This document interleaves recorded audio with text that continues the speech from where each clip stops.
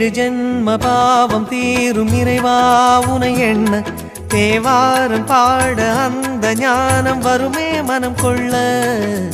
ஆதியான சிவனே சிவஜோதியான சிவனே, ஆதியான சிவனே சிவஜோதியான சிவனே.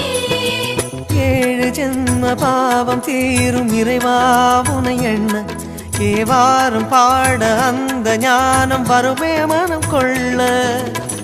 தாழும் நிலை வாராமல் காப்பவன் நீதானே, வாழும் வழி சொல்பவனே வள்ளல் பெருமானே, அண்ணாமலையானே அன்பின் பொருள் நீயே, அருணாச்சல சிவனே ஆற்றல் வடிவோனே, சக்தியின் கலையாய் பக்தியின் நிலையாய் தோன்றும் சுடரோனே, உண்ணாமுலையின்